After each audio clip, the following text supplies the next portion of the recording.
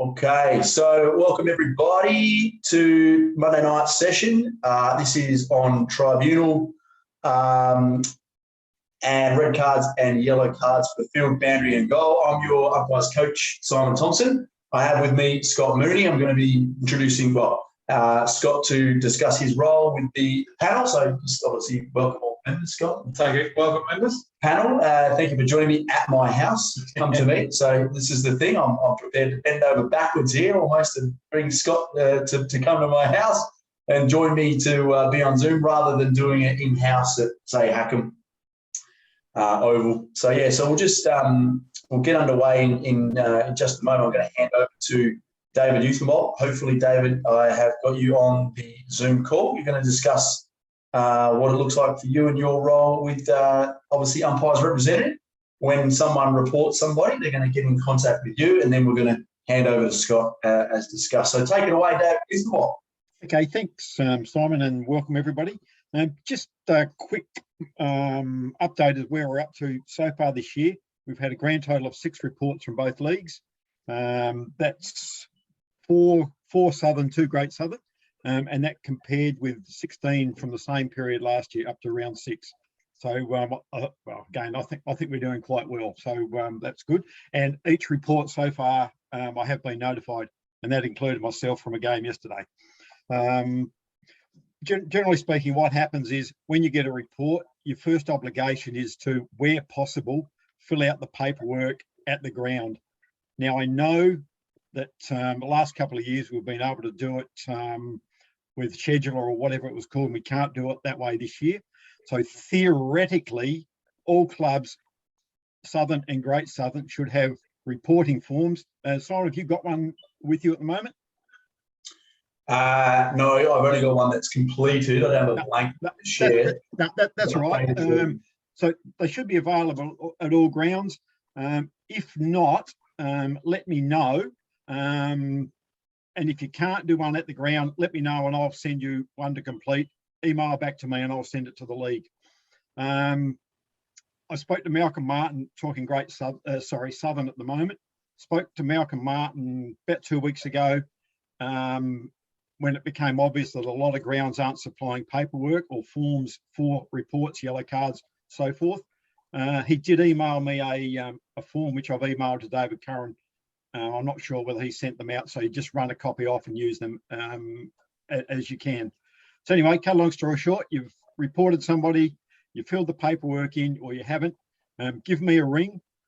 And then what I do is I basically take over for you in the initial stages. I contact secretaries of both leagues. In Southern, Malcolm Martin, Great Southern is Andrew Batten, and let them know that I've been notified of a report.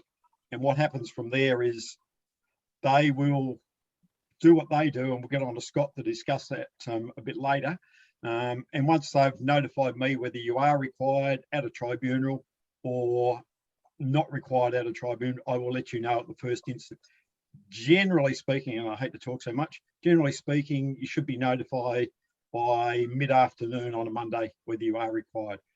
Now, at this stage, both tribunals, both leagues are set for 7 o'clock on a Tuesday night if you are required to attend. Southern is South Adelaide Football Club. Great Southern, at this stage, they've only had one, and that was at Strathalbyn. But depending on where the report is and where the closest venue is, it's either Strathalbyn or Victor Harbour. So I said there's only been one there, and that was at Strathalbyn. Now, part of my requirements are to attend at a tribunal with you if you, one, are relatively young or you do not feel confident about going by yourself. So I will meet you and run you through the process prior to the tribunal taking place. What I'll also do is, I'm aware of what the tribunal requirements are, and I'll get Scott to expand on that a little bit later, but there is a bit of paperwork involved. And for the younger or lesser experienced umpires, I do have a number of templates which I can send to you for you to fill out and take along at the night, on the night of the tribunal. And on the night of the tribunal, we'll go into that a bit. I'll go into that a little bit later after Scott's spoken. But that's basically it in a nutshell from my point of view.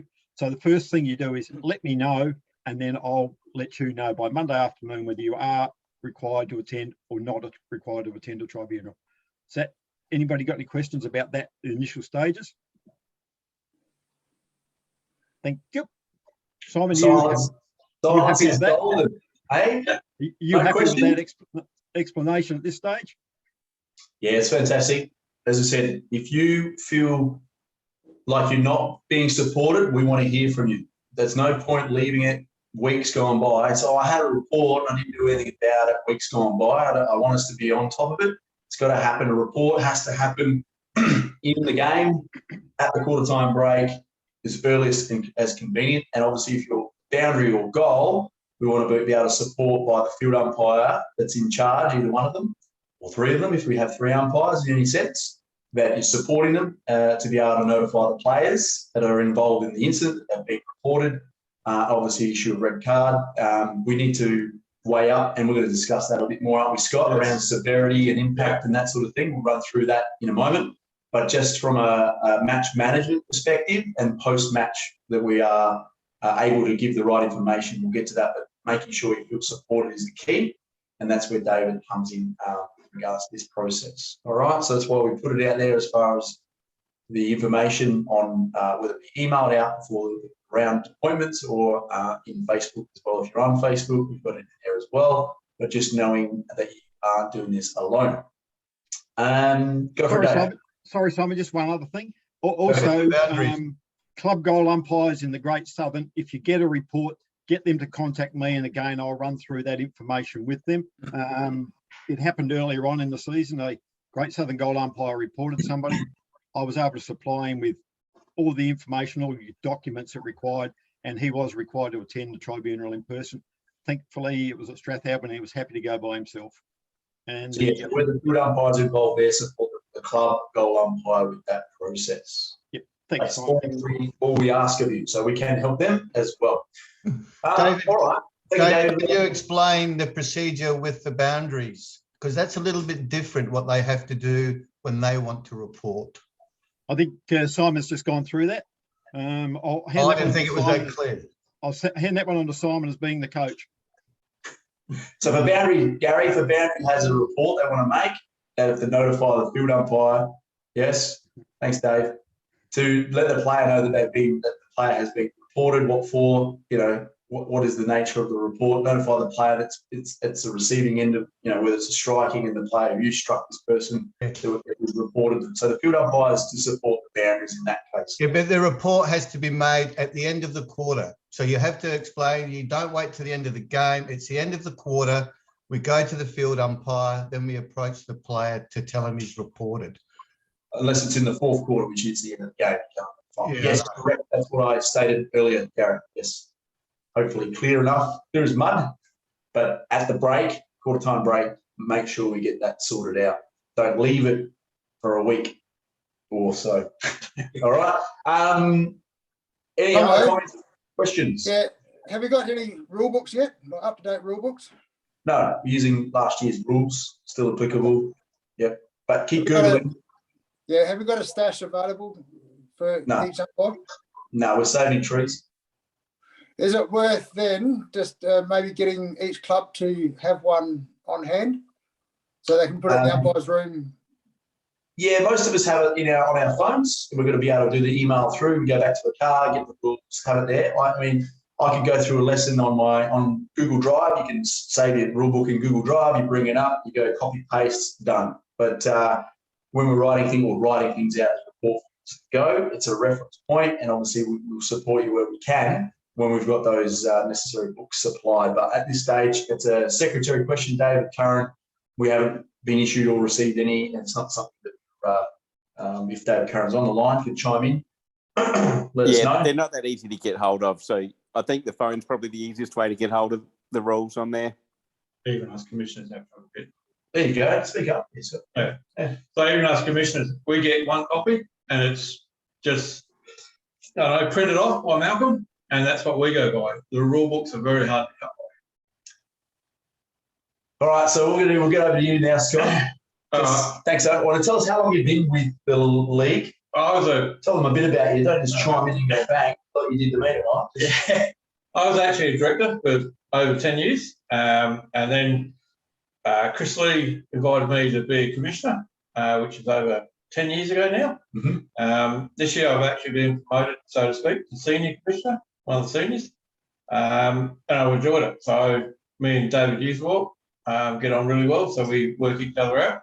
Now, I'll just go on from David. So once your report has been made, it goes into Malcolm, the secretary. He decides if it's he can offer a plea or not, usually with the head commissioner, which is Chris Lee.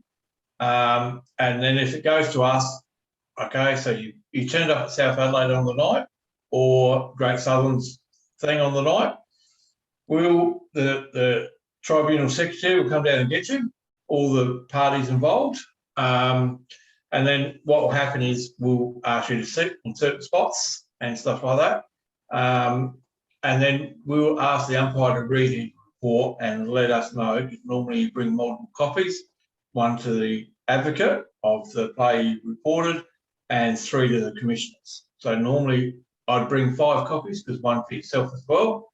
You read out your report, okay? We'll ask you questions about your report or clarifying facts.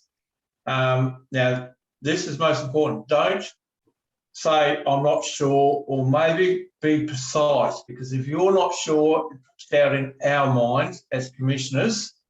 To give you an example, an umpire reported a player and we asked him, you sure it was left? He said, well, maybe it was the right. And then he goes, I'm not sure.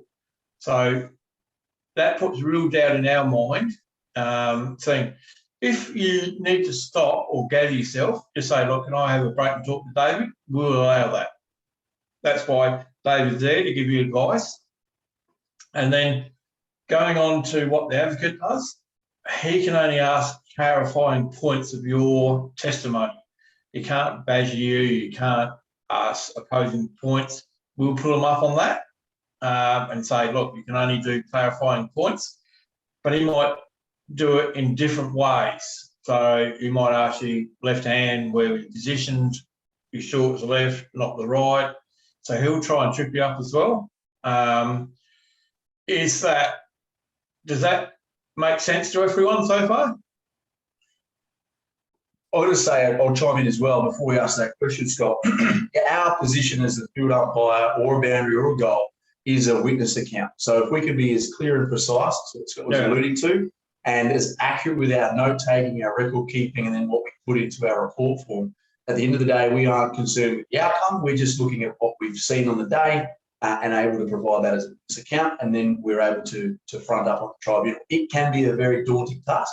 As I said tonight, you've got the support from David Ubol and myself from what it might look like for you to go. It's not like going to a law court, right? No. It's not like you see on NCIS, right? No. And so we're able to just slow it down, think through what the process looks like, so you're clear if you do, in the unlikely event, if you do have a report, what it could look like front up. So just to touch on some of the things that you look for in a report form, we'll just quickly cover that as well there, Scott, if that's okay. Yeah. So before we jump into it, what we're trying to clarify is the difference between a yellow and a red. And I try to, as the coach, instill in us that if the player is on the receiving end of the strike or the charge or the dangerous tackle, is unable to play on, they're in the hands of the trainers because they need medical attention. There's a horrific aspect to it, an injury or an impact injury. This is where our report form comes to our hands. Very clear if we're looking at a report form. Number one, obviously, is in the reports of red is the conduct. Okay, what is it? Was it intentional? Was they reckless and careless? And we need to decipher that. So all of the lead up to what happens is very important, isn't it? Yeah. So if you look at a passage of play in your mind, how you saw what happened, what were some of the things that maybe even said by the players at the time that you reported them, even before the report happened? Is there heat in the game? Particularly, I took this to the fieldies, look at what the player's intent is. So it says intent to take that person out. They said they're going to take that person out. It's important information to try to gather around intentional and reckless and careless, okay, the conduct. Anything on the conduct topic? On the conduct, depends on the player. So if he remonstrates with you, just back away. Don't remonstrate with him back. Just back out of the situation and just say, look, sorry, you're reported, and just hold up the red card and escort him off. Don't say anything to him. If he back chats you, still don't say anything, and you can put that down all in your report, and that will come out of the tribunal. I know some umpire, and make sure it's that person that said it. And if he looked at you, some will say, oh, I was talking to a player next to hit the umpire, like the opposition player. If that's the case, just when you're escorting him off, make sure, just have a quick look round to say, there's no one around me. Because if he alludes to the fact that someone's next to him, then we're not sure if he's swearing at you or the opposition player as they're being escorted off. So just try and have a quick look around your surroundings, say, no, there was no one around me, so it was directed at me, because that puts in more guilty, if that makes sense, in our eyes. Is one of the most important things that you can escort a player off with. So yeah, and with that process of escorting a player off, this is the beauties obviously for reference, and obviously if it's happening in the game, depending different from when we have our boundaries at goals, it might happen at the break. Okay, we've got to, as we've alluded to with Gary, so mentioning we've got to jump in there at the quarter time break and notify the players that we've reported, going over and seeing them. That red card is there to show the bench. It needs to be clear and visible to the bench. So if it's a card that you're deciding is a report and that player's going to be off that match, that's where we'll make sure that they can clearly see it. All right, we want to be able to get in and get back out. We don't have to hold the player's hand as such. No. We're getting them away from the conflict, but we're also not leaving our other umpire in the lurch as us fieldies. And as a team, boundaries I don't want to, particularly if it's a quarter time break, it ends, and we have a heated A-grade match and spectators come onto the field. I want us to get out of the way, get back to the middle as a team, field and boundary and goal as safely as possible, because your safety is also paramount in that respect. So that's conduct. That's what we would do in regards to a red card. Let's talk about impact. We've got the impact. When you're escorting a player off, under the circumstance, if you're escorting him off as a yellow card, all right, and he mouths to you quite a bit, and you change to a red card, okay, put down both offences on your report, because you've given me a yellow card first, all right, which is still a reportable offence sort of thing, then you've changed it to a red. So he actually's got to have a yellow and a red card against his record, all right? So don't just say, oh, I've changed it from a yellow to red. You've reported him under yellow, under whatever guise it is. First impact. Yeah, all right. So that's still, because if he gets a certain number of yellow cards, he's automatically suspended unless he appeals that yellow card. Yeah, so what is that number? We sort of talked about this. Yeah, so number of yellows issued. As far as I know, it's 3. It's an automatic 2 games, right, unless it's changed. But a player or a club can dispute that yellow card, all right, for whatever reason. This is why I'm saying, if you're escorting a player off under a yellow card and then report him under a red card, make sure you write down both reports on your report sheet. So conduct, we're looking at the behaviours, we're looking at the intention, we're looking at the reckless and careless nature of the conduct of the player. The incident might be 2 yellows is on an automatic red, right? Yeah. It turns into what you're alluding to there, Scott. Right. All right. So impact, let's talk about this in impact, regarding impact, and then we're going to summarise. One quick question, Simon. Hold for a minute, mate. We're going to go through it, and then we're going to jump into Q&A, mate. So let's just bear with me, hold your thought. We will get to it. So let's talk about first point, impact. Conduct. Second, impact. Okay, is it severe, high, medium, or low impact? So the nature of the reportable offence. So often we'll see, what will you see on reports? So normally we'll see, if it's severe, it's normally on the head or around that area, all right? And it depends on, if it's a severe impact, the player's gone down. He's been knocked out, he's gone down, or he's got up and he's groggy or something like that, or the trainer's had to attend to him, which is normally severe. A medium hit or blow is between the neck and the waistline. And it's a good old-fashioned bump, but he's gone down, right? But he's bumped him, instead of on the side, he's bumped him on front on, or he's bumped him in the back or something like that. So it's a medium intent. The low impact is, look, he stuck his foot out and the player's tripped over. It's still a reportable offence, and it's low impact, but it's a trip. If that gives you an idea of roughly the three definitions. So it could be intentional, reckless, and careless, and it could be a low impact, but it's still like from a trick perspective where they're throwing the foot out. Yeah. Okay. So there's different scenarios as you read through your rule book of reportable offences, and it's important that we get clarity on the impact, the location, which is contact. That's our third point. Contact, which could be high, you said head area, groin area, or body, right? Anywhere in between. And players, umpires, use the best judgment. If they think it's severe and it's high, write it down. Don't try and knock it down a level. If you think, oh, you definitely hit him in the face, well, that's high and severe. We'll ask you on the night what between 1 and 10 how hard you think the hit is, or how less you think it is. So we'll ask you those questions on the night. So if you think, oh, it's an 8 out of 10 hit, that's a severe hit to the head. If that makes it easier for you to understand those scenarios.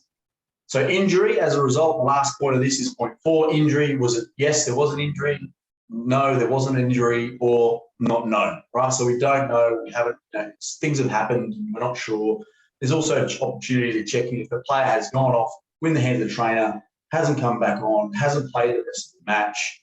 We can ask the questions to find out, within that area as well. Well, also, see, at the tribunal, we get the interchange sheets. So if a player's gone off injured, it'll say injured or he won't come back on. We'll look at, because the umpires always report the player 9 times out of 10 who it was against. So no longer as number 19 was the recipient of the hit. We'll look at the interchange sheet, and if he hasn't come back on, we know he was injured. So if that makes it easier. And matching up with that crucial point, last point around, say, injury, but quarter, what quarter was it? Was it in the third? So you go the interchange to it, it all matches up. You can see there's a paper trail that takes place from what our witness account is to what the leagues receive. It's super important for everybody that's new to umpiring or been umpiring for ages or been a field boundary or goal involved with the process that you understand is a paper trail.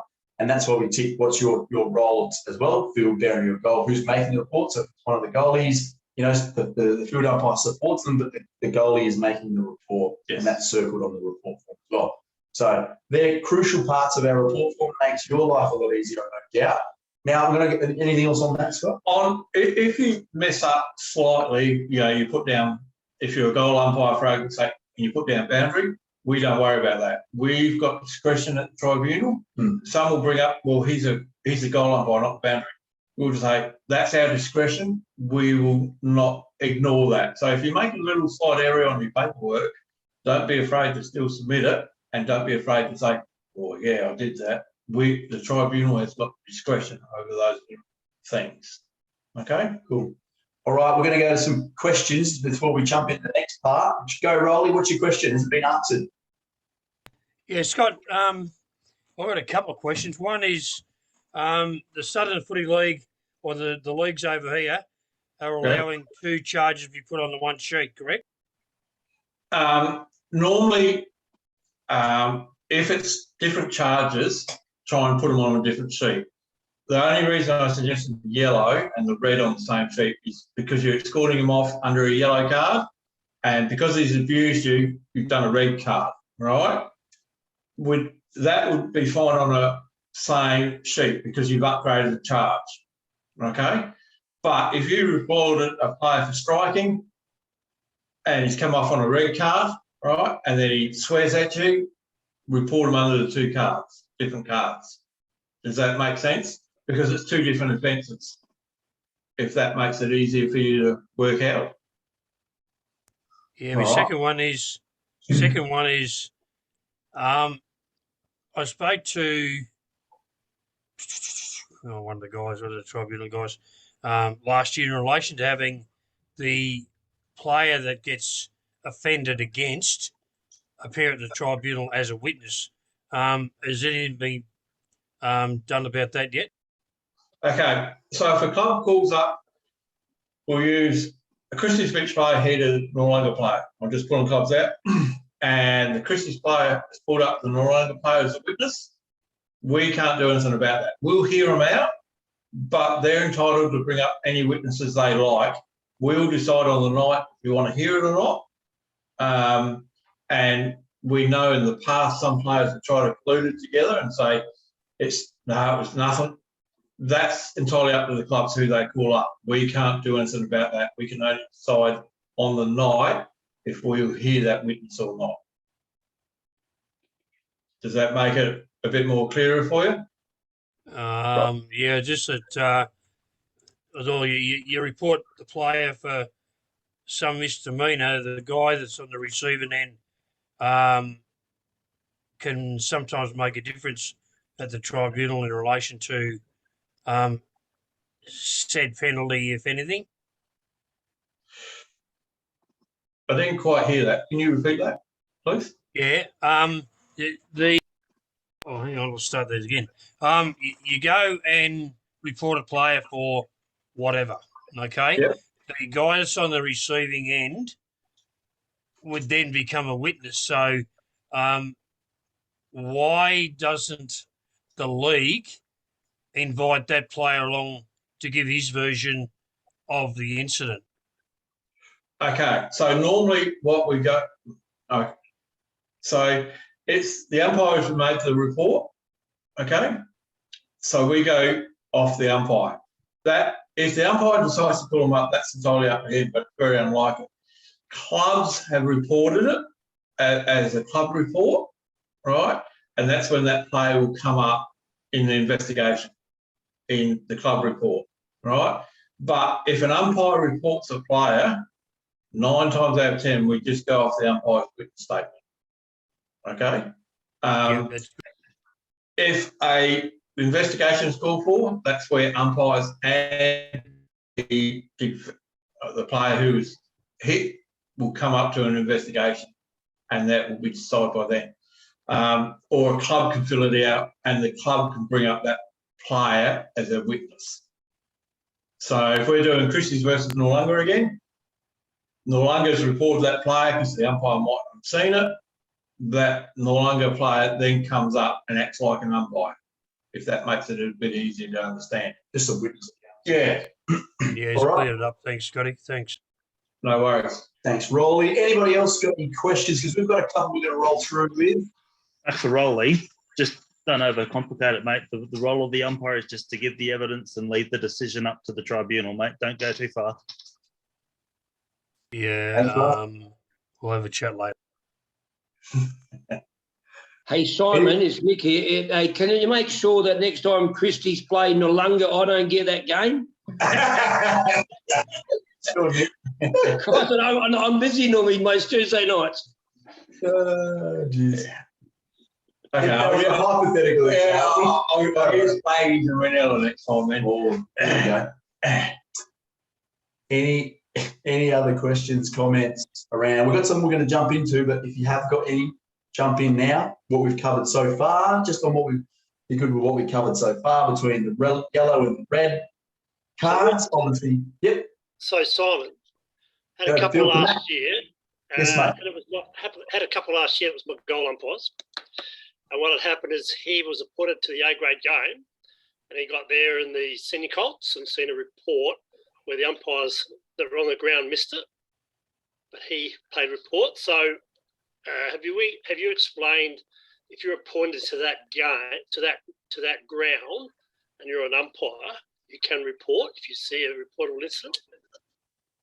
I'll jump in. You go for it, Scott. Yeah. Okay, so any official from umpires, secretaries, or any club official or any league official can report a player on the day. So if I'm there at a game just watching, I can report a player. If an umpire is sitting there on the sidelines doing whatever, Warming up, yeah, ready for their game. he can actually, if the umpire's this, he can actually go up and report a player. Any official of that club, league, or umpires can report a player on the day. And the procedure, Simon? Go for it, Phil. You know the procedure. Oh, well, you're the coach.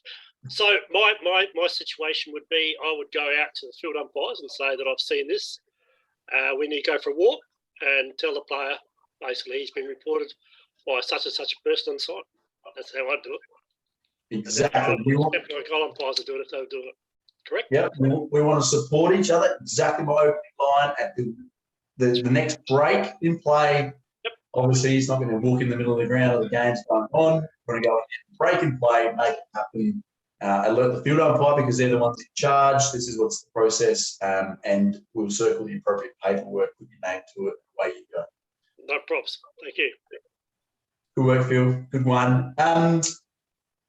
Any other questions before we chime in with these ones? Something we prepared earlier that have come through. So, no, can't hear you. Right, so let's look at Scott. How does the league decide whether the matter goes before a tribunal now that all that process has happened, or if the player is offered a prescribed penalty? Okay, so normally once Malcolm gets the paperwork in, all right, he'll decide with the head commissioner, which is Chris Lee, all right, they'll decide if they'll offer a plea or not. Now, if it's normally a serious thing, head high, whatever, it goes automatically to the tribunal, or if it's abusive language or anything against the umpires, it will go straight to the tribunal. So yeah, on that, umpire abuse will automatically go to the tribunal no matter what. Yeah. Right, so just so we know, they've got that element to cover us and support us as well, got our back, so to speak.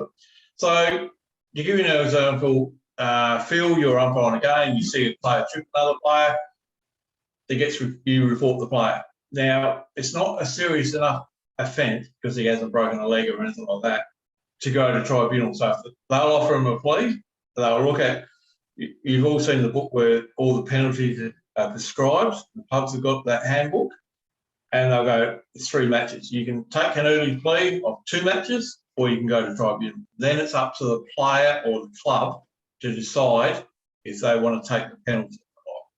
So it depends on the severity of the report of whether it gets offered a plea deal or a plea down, or it goes straight to the tribunal.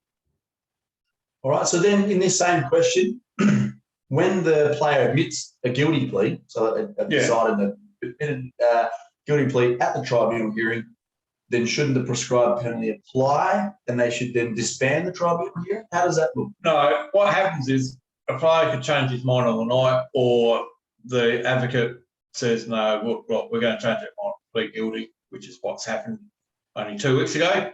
We've still got to, because once the tribunal starts, and because it's all recorded, we've gone through everything, we've actually got to go through a proper tribunal, right? So the umpire will give his evidence. We'll go through. Normally it's a lot quicker because once the umpires give his evidence, the player will go, yeah, that's me. I'll put on the hand thing. We'll go, right. The umpires can go home. Straight after that, we'll kick the club and player out, so to speak. We'll decide the penalty, we'll just bring it back into play, and that's it. Now, the tribunal's got absolute power, so if we think the prescribed penalty is 3, we'll say, okay, we might give them 2 because an early plea gets 2. Or we might say, no, we're going to go higher. That's up to the tribunal on what it is. Based on the evidence that's provided. Right. Okay, so let's talk about another question. When games are being recorded, the footage it's got to be clear and visible, but sometimes it's inconclusive. You've seen plenty of footage, or even you said teams bring in photo stills, shots of images, where it's been captured. And is it a secondary witness account, like where ours is the first account, and then the footage is, or the images is secondary? Okay, so if we use a video evidence, accountability brought in video evidence against the umpire's evidence, and right at the crucial moment, player walked across the field. So we couldn't find it conclusive. So we still went back to the umpire's evidence. As the first, first count, first witness account, footage was inconclusive. The umpire doesn't have to supply that. It's up to the clubs if they want to supply a video evidence or photo evidence or whatever evidence they want to bring in. It's up to the club to decide that. Now, then, if we watch it or whatever, that's the way it is. And it's up to the individual chairman on the night of the tribunal if they're going to do it or not.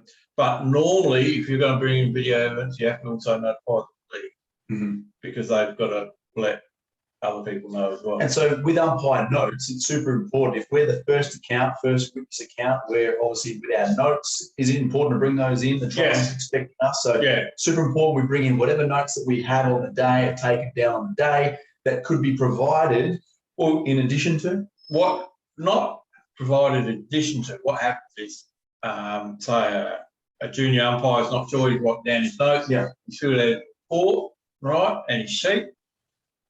Still bring your notes because he says, hang on a sec, just let me look at the notes, what I had on the day, and we'll allow that. So it just makes because some of the younger umpires get nervous. Sure. So we'll allow them to refer to their notes and stuff like that, and then he can just say, oh, no, it definitely was this position. Yeah. According to my notes. And that's all we need to go by. Yep. Probably one or two last ones, but around Zoom, we're using Zoom tonight to coerce and to talk and communicate. Is it something that the tribunal's open to, particularly in the Southern? Because I know it's being used in Great Southern where it's not practical for the field umpire to be there, be present. So, Okay, so we've tried Zoom in the past. The only problem with Zoom in the past is if it drops out and we can't get an umpire back or a player back or anything like that, we then have to convene another tribunal. Right. Because you don't revert back to you have the telephone as an option as well? Well, that's up to the league to do it. We have had in instances where even last year we had the umpire on the telephone. And that was perfectly fine because the opposition or the club can ask the umpire a question. Yeah. Where if the umpire's giving his evidence and it drops out, the club it's not fair on the club because he can't ask clarifying questions. So I know they've tried it in the past, and it could be just because it's at South Adelaide. No, they haven't done it. Challenges. So there's challenges around. Look, we've had our fair share of challenges with Zoom. Even tonight, we got through, but the people have made it on. So even that short last minute notice, but even just having the option to be on the telephone for the umpire to be able to give evidence account as an option as well. And not having to be physically there all the time. Most of our tribunal members aren't computer savvy. They're not? No. Oh, well, let's not record this and show this footage to them. Yeah. No, that's fine. But they know how to use the telephone and they have the telephone on the table and everyone can give it. Even the opposition. We might be encouraged Dave to figure out Zoom in the future and he can pop on in. All right. So good work there. That's pretty much most of the questions that I had written down. Maybe you've thought about some things. Maybe you don't want to speak up. That's fine. You could put a message to us. If you want to be digitally savvy, you can type a message to us down the bottom where your little section says more. You can put it in the chat. I'm going to bring up the chat now. So if there's any questions, feel free to write your question in the chat. We're going to bring the chat up for Scott to have a look at because I'm, somewhat tech savvy. All right, look at me go! Wow! It's not all about that. But if you've got a question, it's going to come up. It's going to go to everyone, or you can send it personally to myself and Scott. We're going to thank him for his time, and I'm going to hand back to David Huthvold if there's anything further to add and close out tonight's meeting with the report process, yellow and red cards. So nearly 7 o'clock, so we'll wrap things up for you all shortly. There's no comments, no questions in the chat. Figure out the chats down the bottom. You put a more section and then in the chat. We'll give you a moment. Sorry, Simon. I'll just finish by just going through a little bit about the tribunal procedure. Yes, I have got the power to stand up and complain about advocates and the way they grill umpires at the tribunals. But since I've been doing this job, I've never had to do it. The league commissioners are very strict in the way that advocates can speak to umpires, and they have never allowed an advocate to belittle or abuse an umpire as yet. So, as I said, they are fully supportive when we attend tribunals. But all they require is some paperwork, and I know a lot of umpires, especially some senior umpires, don't take any paperwork along, and that irks them a little bit, and I agree with them. So get your acts together, put your paperwork in and take it along and hand it out. Makes your job a lot easier. Thanks, Simon. Excellent, Dave. Yeah, good summary, and thanks for finishing up tonight's one. Now the chat's just all banter, really. I mean, I'm lucky you've said Jared's daughter, high contact on Jared 2 weeks. What's that about? You just wanted me to read that out for everyone. Please explain. Pauline Hanson, vote 1. So don't forget to vote this weekend. Gary That's a joke. Bilney hasn't crashed yet either. Gary Booney hasn't crashed yet, but no, what does that mean, Lockie? Go on, speak up. You're not sure. Oh, I was just looking before and saw Jared's daughter hit Jared high. That's got to be 2 weeks. Oh, on the footage, so I missed it. He's juggling a few things at the minute, isn't he? So, all right, folks. Well, that pretty much concludes. If there's nothing to add further to tonight's meeting, I want to obviously thank you, Scott, for coming to my place. I hope you enjoyed. We didn't offer you food, drink, whatever.